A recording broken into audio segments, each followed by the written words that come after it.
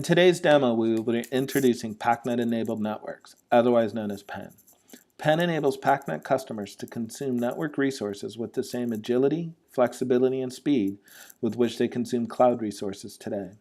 Delivered as an Ethernet service and accessed via GUI or API, PEN customers can configure the network to meet each of their application's unique performance requirements.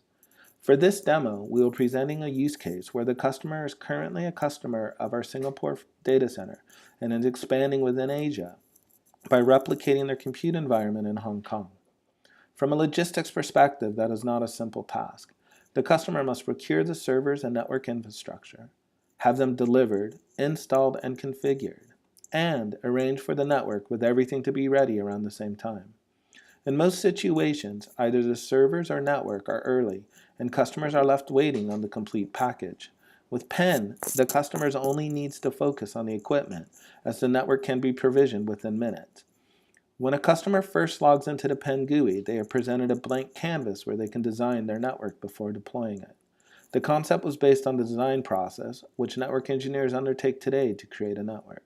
Usually they design the network in Visio or some other vector drawing tool and then program the switches and routers to replicate that network. With PEN, the network engineer can design the entire network in a graphical environment, and once completed, deploy the network with the click of a single button. On this screen, you can see the canvas on the right and the list of inventory on the left. The inventory represents all of the data centers in which the customer has services. To start creating the network, they drag the data centers into the canvas and connect them together. This creates a virtual link between the facilities.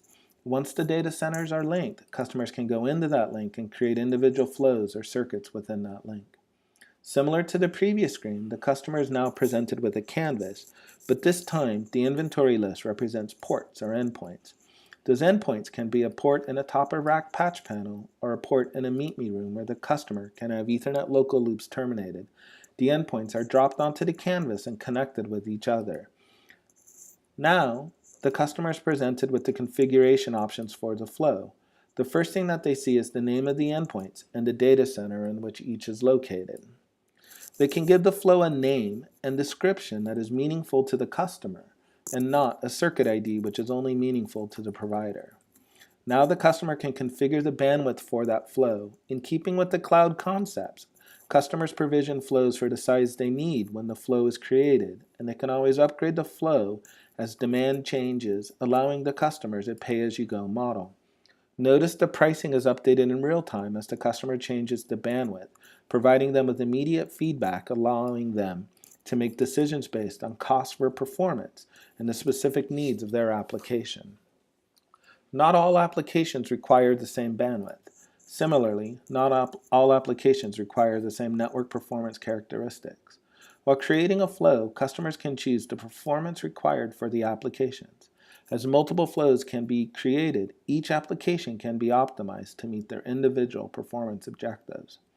As pricing is updated in real time, customers again can choose the best solution to meet the performance and budgetary needs. The low latency route is the shortest path between the two endpoints, while the standard route is the next shortest path. The best effort path should be utilized for applications that do not need a latency guarantee and can support higher latent paths. Once the bandwidth and performance of the flow has been defined, the customer has the ability to choose the length of that flow. Not all applications require an always-on circuit. For example, a nightly backup process may only require bandwidth for 2 hours every night. To meet those needs, we provide the customer with the ability to define a flow down to as low as 1 hour or as long as they require. Customers can define the duration in hours, days, weeks, or months. One of the interesting questions we had when creating PEN was how to deal with the termination of a flow.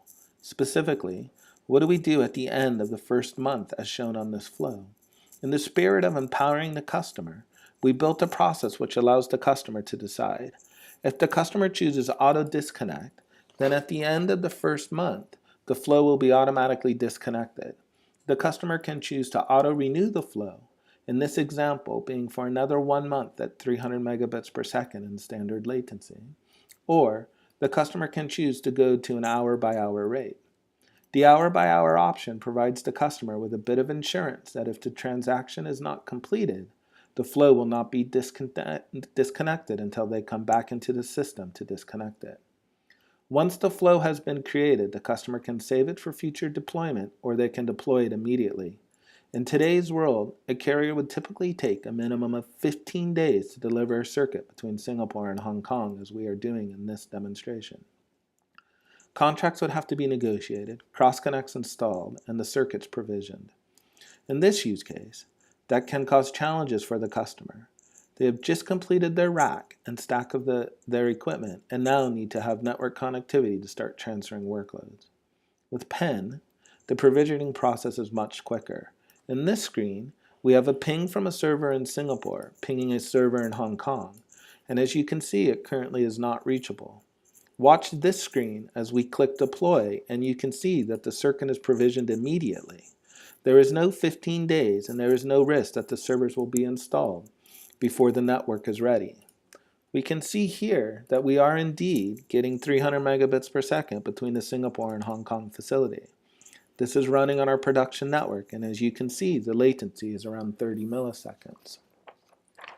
In our use case of expanding our compute environment, we would most likely need to copy over our database and other large file sets to the new Hong Kong environment. 300 meg might not be enough bandwidth, and the transfer could be taking longer than expected. What the customer would like to do is add an additional 200 megabits per second for 3 days to speed up the transfer of the data. To do that, with a traditional carrier is not possible. Carriers do not sell bandwidth by the day, and if they did, it would take several days to have it provisioned and usable. With PEN, the customer can go back into the GUI or through the API and add an additional 200 meg for 3 days set to AutoDisconnect. Once it has been deployed, the customer now has access to 500 meg, as shown here in iPerf.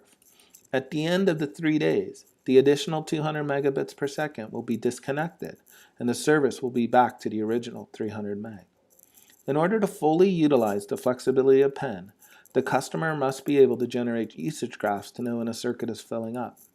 By clicking here, the customer can see a real-time graph of usage across the specific flow.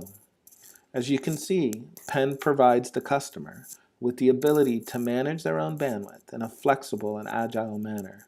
Through the simple GUI or an API, customers have complete control of their bandwidth requirements.